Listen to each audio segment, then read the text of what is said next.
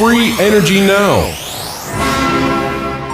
Imagine a world in which each home has its own power generator that obtains its energy in such a way that no fuel has to be added.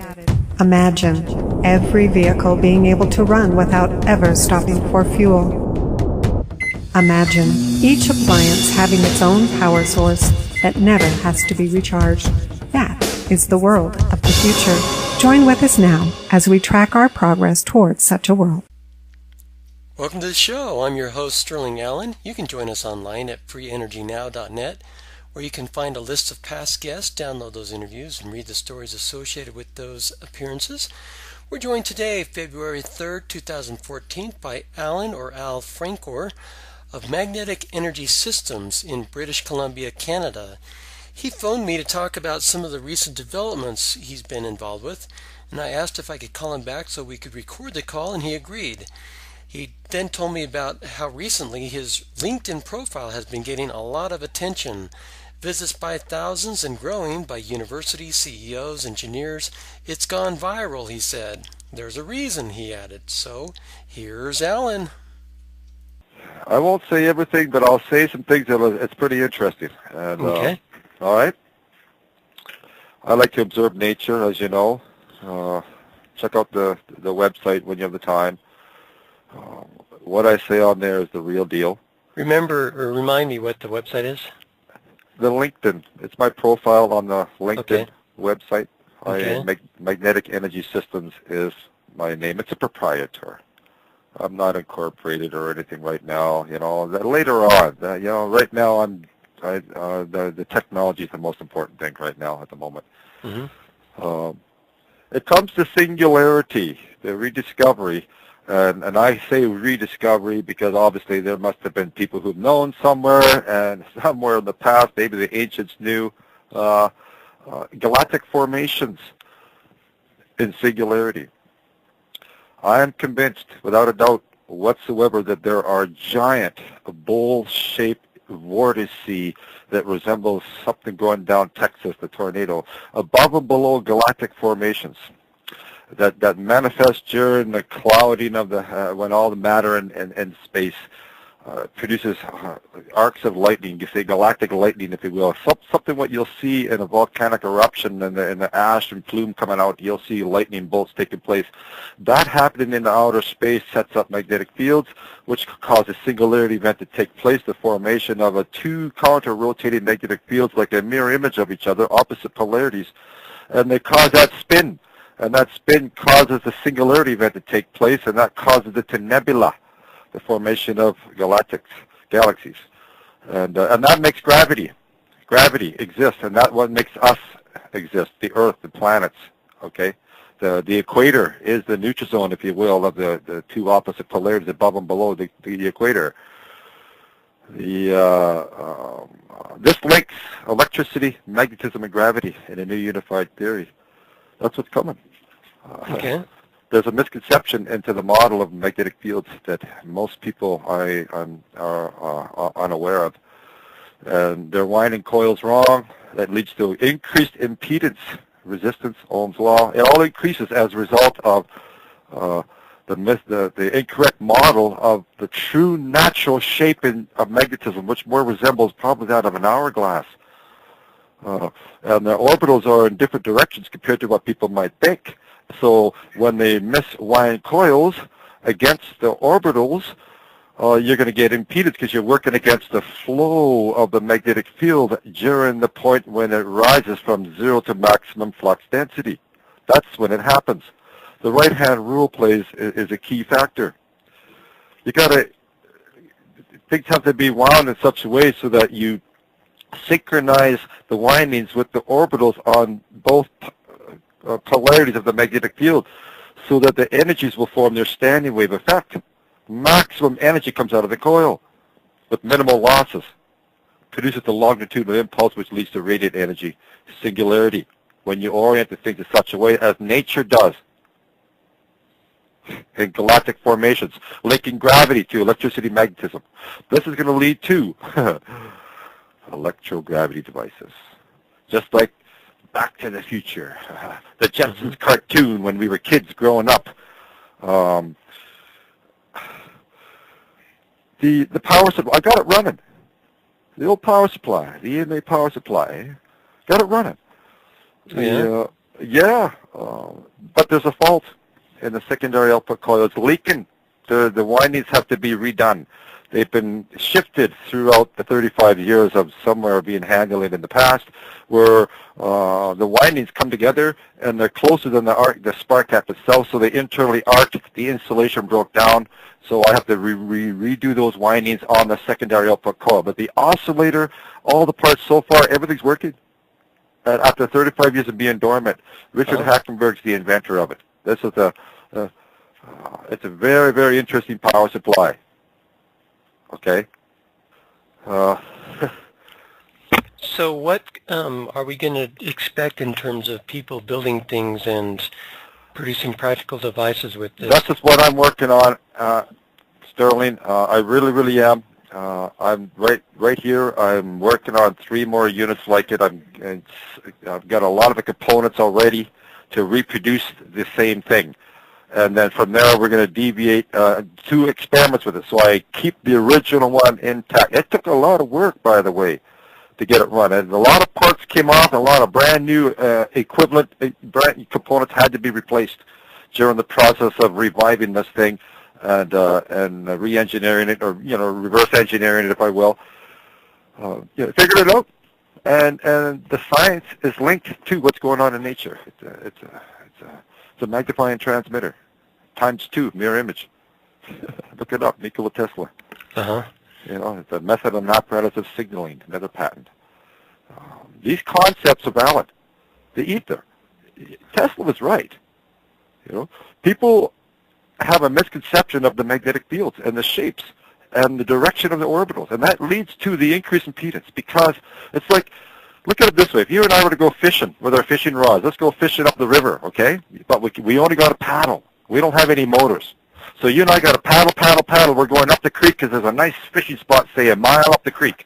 Just as a hypothetical scenario, can I use that comparison, right? Sure. So by the time you and I get there, our arms are going to be sore because we're just, holy crap, we're working, getting up the creek. We got that resistance of the working against us. Turn around 180 degrees. Now you're flowing down river. Right.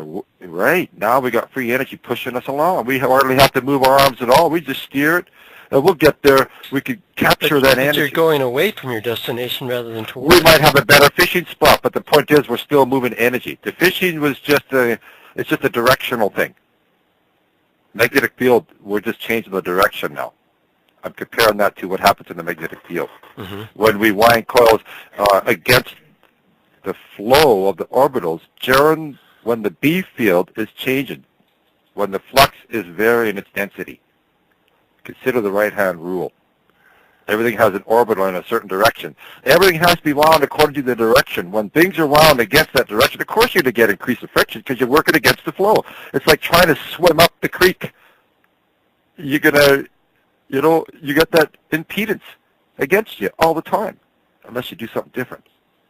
So this is what leads to such increased efficiency, things running more ambient from reduction of internal heat as a result of the reverse magnetic fields that are working against. They call it back EMF. Well, that's an EMF force coming at you, not working with you. Are people involved in the electric universe paradigm talking to you? Is this tying to that? It's a very interesting you mentioned that. You looked at my LinkedIn site. I haven't yet. Please do. There's a photograph on there called Aerial Phenomena. Okay? Have a look at that. That is a cropped version of the original. You can blow it up a little better. We cropped it so it fits the picture better. I have the original one here. It's much larger. The picture's bigger.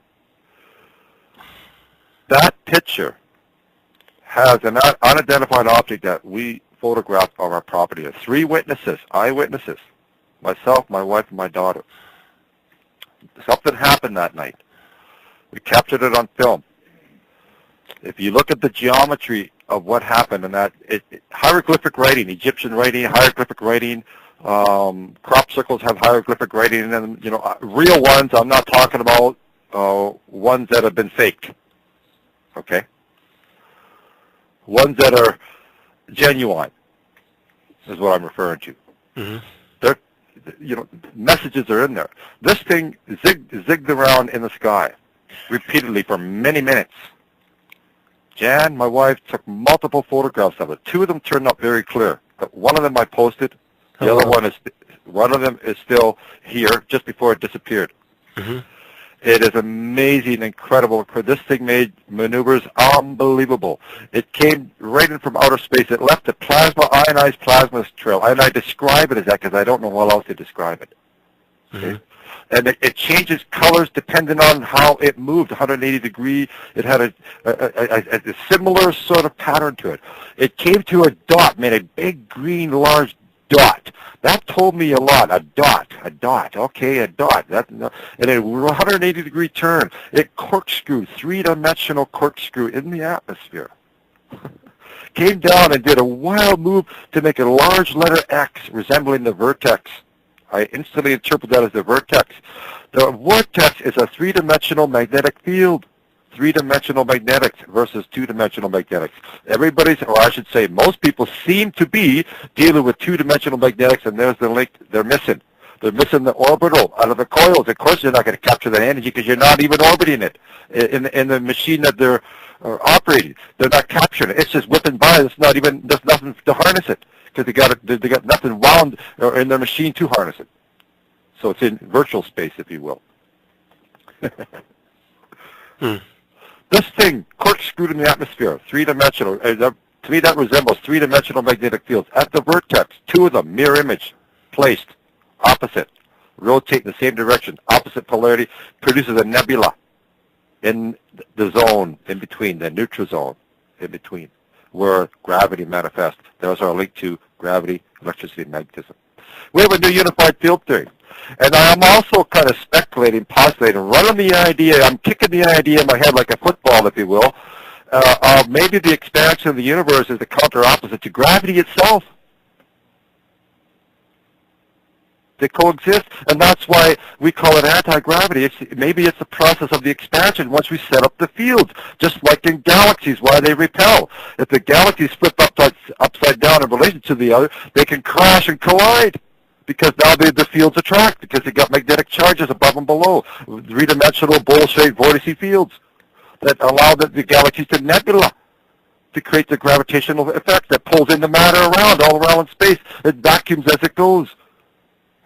Maybe when the magnetic field collapses after how many billions of light years, so to speak, that's when it goes supernova.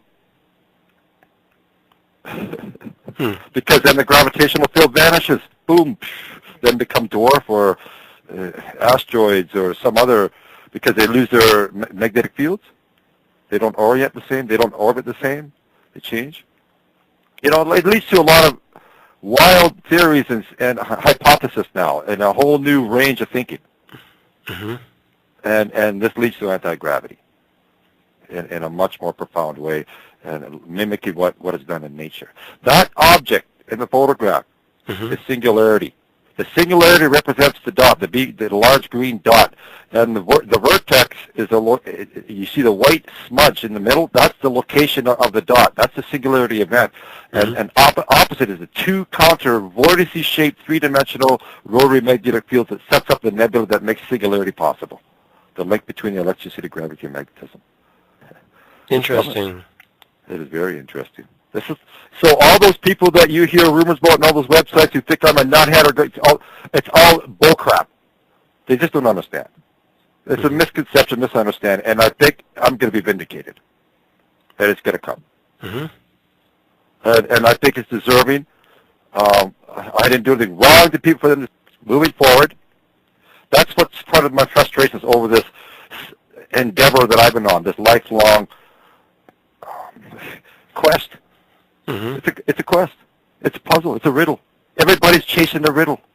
Well, I've come up with some answers, and it has to do with what we cited that night, and the hardware that I have that's verifying a lot of stuff. And being downloaded, I guess. Something happened. We had an encounter that night. There were orbs, many of them. Incredible geometry. It burned an image in the back of my mind, and that's all I'm going to say about it right now. Mm-hmm. Since then, things become much more clear. It's a lot more has been going on in my brain, and answers have been coming, and progress is being made. And I have the answers to electricity, gravity, and magnetism. And that's where now it's a matter of, I realize where I wound my coils incorrectly in the past. And now that's going to change now. You can't just go back and forth, because you're right away, you got the orbitals working against you. Of course you're going to get all that heat, because you're working against the current, the magnetic current. All this happens during when the B field is in flux. During when the density changes from 0 to maximum. That's when it happens. That's when electricity is created. It's static when it stops moving. Got to keep it moving. And know the direction of the orbitals and synchronize everything accordingly. Both sides, considering both polarities. Oh, very interesting. I appreciate you sharing this, and I can upload this and let people listen to it. It's amazing stuff. All right. Well, thanks for the call. I appreciate it. We'll talk to you again. All right. Take care, Alan. Bye for now.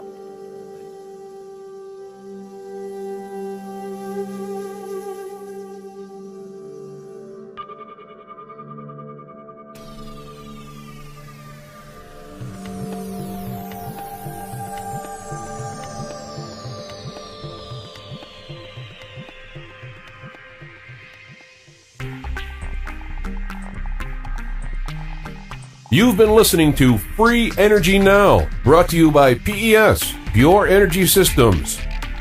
You may access past archives and upcoming show info at freeenergynow.net and join us for our daily news at freeenergynews.com. We invite you to see our directory of energy technologies at peswiki.com. That's peswiki.com. PES, the Pure Energy Systems Information Network.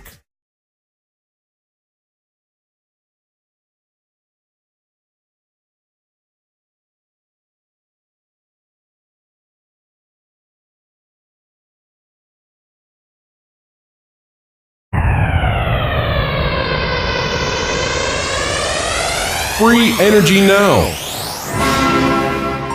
Imagine a world in which each home has its own power generator that obtains its energy in such a way that no fuel has to be added.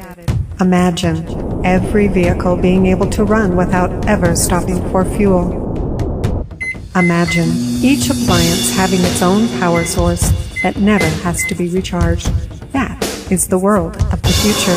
Join with us now as we track our progress towards such a world. Energy Systems is my name. It's a proprietor.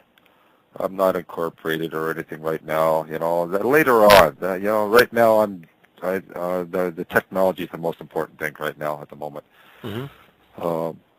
It comes to singularity, the rediscovery, and I say rediscovery because obviously there must have been people who've known somewhere, and somewhere in the past, maybe the ancients knew galactic formations in singularity. I am convinced, without a doubt whatsoever, that there are giant... Welcome to the show. I'm your host, Sterling Allen. You can join us online at freeenergynow.net, where you can find a list of past guests, download those interviews, and read the stories associated with those appearances. We're joined today, February 3rd, 2014, by Alan, or Al Francoeur, of Magnetic Energy Systems in British Columbia, Canada. He phoned me to talk about some of the recent developments he's been involved with, and I asked if I could call him back so we could record the call, and he agreed. He then told me about how recently his LinkedIn profile has been getting a lot of attention. Visits by thousands and growing by university CEOs, engineers. It's gone viral, he said. There's a reason, he added. So, here's Alan. I won't say everything, but I'll say some things that it's pretty interesting. And, okay. All right. I like to observe nature, as you know. Check out the website when you have the time. What I say on there is the real deal. Remember or remind me what the website is? The LinkedIn. It's my profile on the LinkedIn website. Okay. I make magnetic image, a bowl-shaped vortice that resembles something going down Texas, the tornado, above and below galactic formations that manifest during the clouding of the when all the matter and space produces arcs of lightning. You say galactic lightning, if you will. Something what you'll see in a volcanic eruption and the ash and plume coming out. You'll see lightning bolts taking place. That happening in the outer space sets up magnetic fields, which cause a singularity event to take place, the formation of two counter-rotating magnetic fields like a mirror image of each other, opposite